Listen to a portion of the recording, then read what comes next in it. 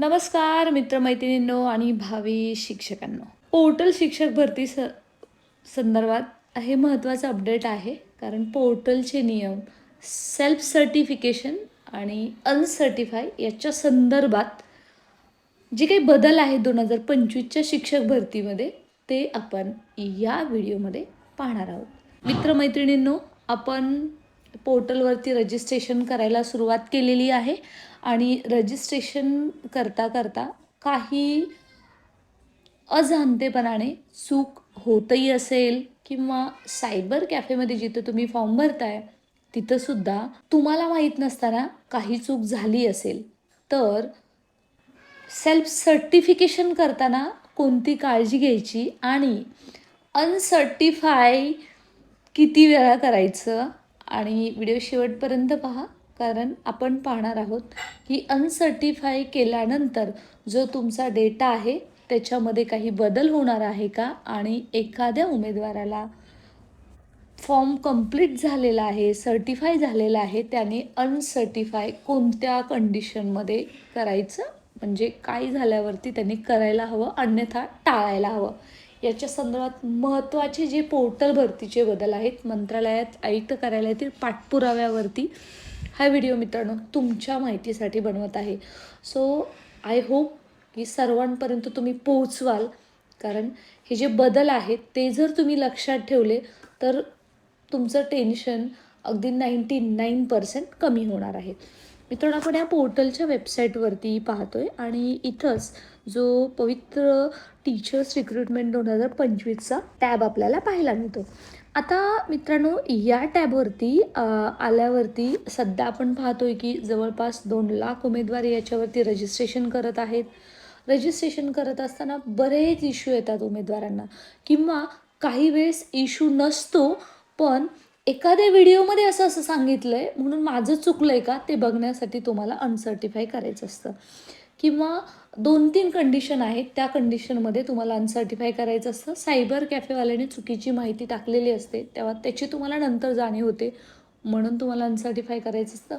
काही वेळा मिसमॅचचा इश्यू येते, TET CTET, परंतु तुम्ही रिक्वेस्ट पाठवली आहे, ती न अप्रूव्ह होताच तुम्ही सेल्फ सर्टिफाय करता आणि त्यावेळेसुद्धा तुम्हाला सेल्फ सर्टिफाय करणं गरजेचं असतं का, ते सुद्धा आपण या व्हिडिओमध्ये पाहत आहोत. आणि अजून एक महत्त्वाची गोष्ट म्हणजे तुम्ही काही तारखांमध्ये सध्या कॅप लावलेला आहे. जसं की वेगवेगळे प्रमाणपत्र आहेत, एज्युकेशनल सर्टिफिकेट आहेत, प्रोफेशनल सर्टिफिकेट आहेत, ते कधीचे चालतात याच्यानुसार तुम्ही ते आता अपलोड केलेले आहेत आणि नंतर तुम्हाला वाटतं नाही ते दुसरं अपलोड करायला पाहिजे होतं.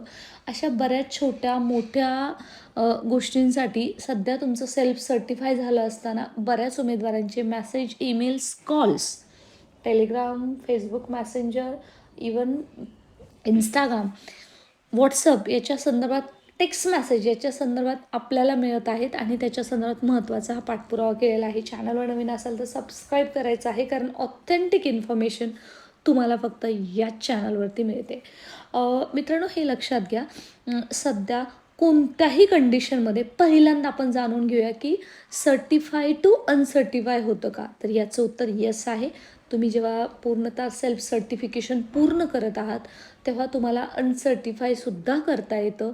बरं, नेक्स्ट क्वेश्चन आहे की किती वेळा करता येतं, तर मित्रांनो आत्तापर्यंत जे आपल्याकडे अपडेट आलेलं आहे ते त्यानुसार तुम्हाला 3 वेळा अनसर्टिफाय हा फॉर्म करता येतो आणि 4थ्या वेळेस केल्यावरती काय होईल का, तो उमेदवार बाद होईल का, याच्या संदर्भात मित्रांनो माझ्याकडे आत्तापर्यंत कोणतं अपडेट नाही आहे. परंतु मी जी माहिती नुकतीच आयुक्त कार्यालयातून घेतलेली आहे त्याच्यानुसार तुम्ही जो फॉर्म सर्टिफाय केलेला आहे तो तुम्ही 3 वेळा अनसर्टिफाय करू शकता. येणाऱ्या काळामध्ये हे जे नंबर कॅप आहे ते वाढेल. नेक्स्ट असं आहे की बऱ्याच उमेदवारांनी सर्टिफाय केलेलं आहे आणि आता त्यांच्या म्हणजे असं त्यांच्या लक्षात येतं की आपला मुख्य विषय चुकलेला आहे, आपलं माध्यम चुकलेलं आहे, किंवा आपल्याकडे जुनं डोमासाईल होतं परंतु आपण नवीन टाकलेलं आहे, किंवा काही वेळा आपल्याला काही डॉक्युमेंट्स मिळत नसतात त्यावेळेस तुम्ही ते टाकलेले आहेत. बरेच असे इश्यू येतात. आणि अजून एक महत्त्वाचा इश्यू की मिसमॅच होत असतानासुद्धा तुम्ही फक्त रिक्वेस्ट पाठवलेली आहे, ते अप्रूव्ह केलेले नाही, तरीसुद्धा तुम्ही सेल्फ सर्टिफाय केलेलं असतं. मित्रांनो लक्षात घ्या, त्या कंडिशनमध्ये सुद्धा तुम्हाला कोणत्याही फेजवरती म्हणजे कोणत्याही स्टेपवरती तुम्ही बाद होऊ शकता. कारण जेव्हा तुम्ही TET CTETमध्ये तुमच्या नावामध्ये पूर्ण नाव नसेल, फक्त नाव असेल, जरी तुम्हाला तो पुढे अप्रूव्ह केला फॉर्म, तरीसुद्धा जोपर्यंत तुम्ही सर्व तुमचे डॉक्युमेंट्स घेऊन तुमच्या EIEO प्राथमिक माध्यमिक शिक्षण अधिकारी यांच्याकडे जाऊन ते पूर्णतः क्लिअर करत नाही, तोपर्यंत तुमचा तो फॉर्म ग्राह्य धरला जाणार नाही. मित्रांनो, हे लक्षात घ्या, ही प्रोसेसच अशी आहे की जो आपण पोर्टलवरती रजिस्ट्रेशन करतोय that is kind of Google form.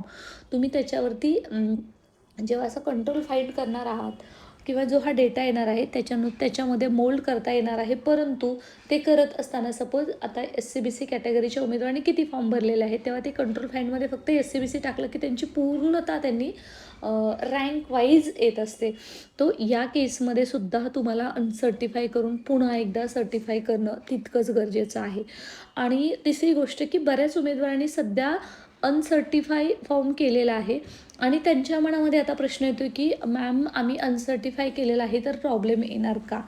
जसं मी तुम्हाला मगाशी सांगितलं होतं मित्रांनो, हे लक्षात घ्या, शक्यतो तुम्ही अनसर्टिफाय फॉर्म करूच नका. त्याचं कारण असं आहे की पहिल्यांदाच अतिशय शांत डोक्याने तुम्ही हा फॉर्म सर्टिफाय करायचा आहे आणि लगेच घाई कशाला करताय? अजून ही तारीख आहे ती 29 डिसेंबर 2025 आहे. त्यामुळे तुम्ही पहिली गोष्ट की एकदम शांत चित्ताने हे रजिस्ट्रेशन आहे ते करायचं आहे.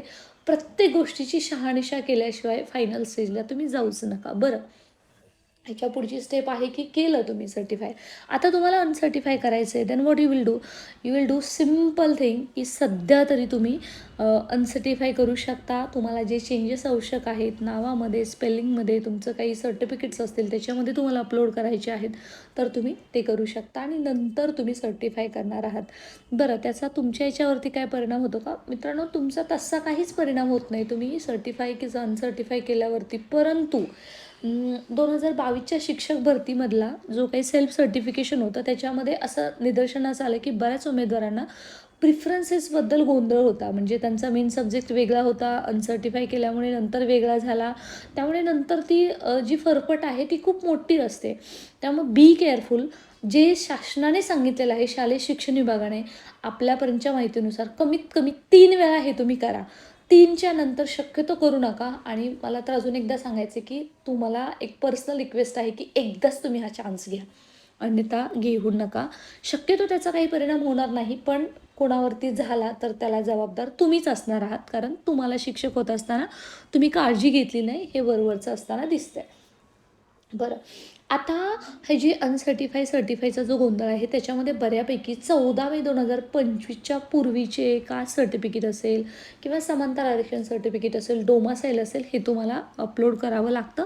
आणि त्याच्यानंतर जे काही प्रोफेशनल सर्टिफिकेट आहे ते फक्त अपियर मुलांसाठी किंवा बाकी सर्वांसाठीच 15 सप्टेंबर 2025 ग्राह्य धरलं जाणार आहे. मला असं वाटतं हे बऱ्याच वेळा क्लिअर केलेलं आहे.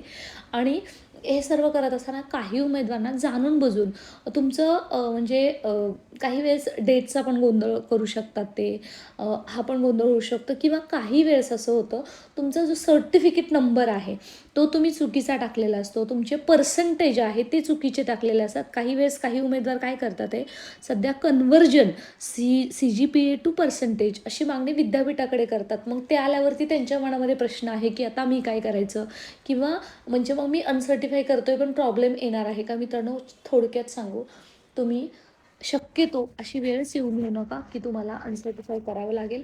बरं, इन केस तुम्ही अनसर्टिफाय करत आहात तर बिनधास्त करा आणि व्यवस्थित डिटेल्स टाकून तुम्ही स्वतः पुन्हा एकदा सर्टिफाय करा. परंतु ते सुद्धा एकदम जी शेवटची तारीख आहे ना त्याच्या आदल्या दिवशीपर्यंत करा. सध्या काहीच करू नका, म्हणजे जेणेकरून तुमचं हे जे टेन्शन आहे ना ते तुमचं वाढणारच नाही, उलटं तुमचं सुव्यवस्थित पद्धतीने हे सर्व क्लिअर होईल.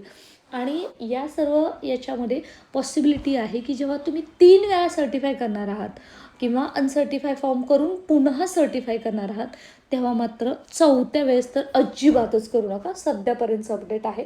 बघा लास्ट टाईम पण असंच झालं होतं. शालेय शिक्षण विभागाकडे ज्यांनी कोणी फॉलोअप घेतला त्यांना सांगितलं की तुम्ही किती वेळा अनसर्टिफाय करू शकता, परंतु मित्रांनो ते अजिबात एथिकल नाही आहे. एथिकल नाही असं समजलं जातं आणि बऱ्याच वेळा तुम्ही ते क्लोज केल्यामुळे आय डोंट नो की लास्ट टाईम मुलांचे प्रॉब्लेम झाले होते, म्हणून मी तुम्हाला सांगते की जो काय आपण फॉलोअप घेतलेला आहे त्याच्यानुसार 3 वेळा तुम्ही हे करू शकता.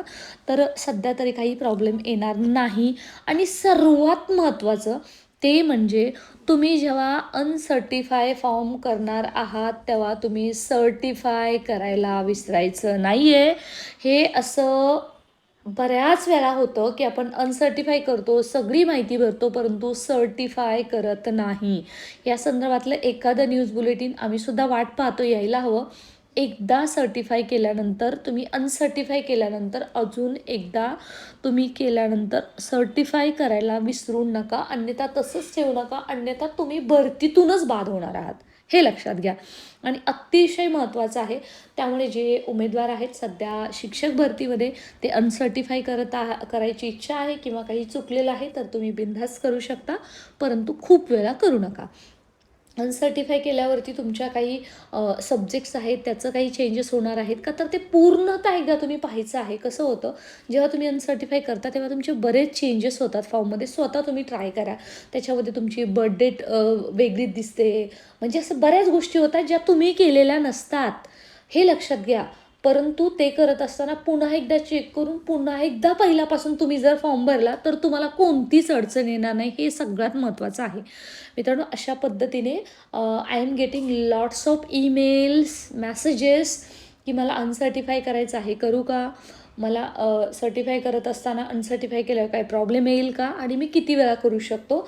या सर्वांवरती मला असं वाटतं तुम्हाला एक ऑथेंटिक इन्फॉर्मेशन मिळाली असेल. आणि जरी तुमचं याच्यातून समाधान झालं नसेल तर तुम्ही एकदा आयुक्त, शिक्षण आयुक्त पुणे किंवा मंत्रालय याच्यामध्ये सुद्धा भेट घेऊ शकता. परंतु मला असं वाटतं, विश्वास ठेवा, आतापर्यंत आपण चुकीची माहिती कधी दिली नाही आहे आणि देणार पण नाही आहोत. परंतु काळजीपूर्वक जर सगळं केलं ना तर मित्रांनो कोणतीच गोष्ट अशक्य नाही आहे. तर तुम्ही हे फक्त थोडेसे बदल आहेत जे 2022च्या शिक्षक भरतीमध्ये वेगळे होते आणि आत्ता आहेत, त्याची फक्त तुम्ही एक दखल घ्या, गांभीर्यतेने दखल घ्या आणि मस्त राहा. नक्कीच शिक्षक होणार आहोत आपण. याच आशेसह आपण एकमेकांना मदत करतो आहे आणि तुम्हाला याच्यातून थोडी जरी तुमच्या ज्ञानामध्ये भर पडली असेल तर नक्कीच सर्वांना शेअर करा, कारण त्यांचासुद्धा कन्फ्युजन या व्हिडिओमध्ये 100% दूर होईल, यात शंकाच नाही आहे. आपलं व्हॉट्सअप, टेलिग्राम जॉईन करा. या व्हिडिओच्या डिस्क्रिप्शन बॉक्समध्ये लिंक दिलेली आहे. आणि अशाच महत्त्वपूर्ण ऑथेंटिक इन्फॉर्मेशनसाठी मित्रांनो स्टे कनेक्टेड.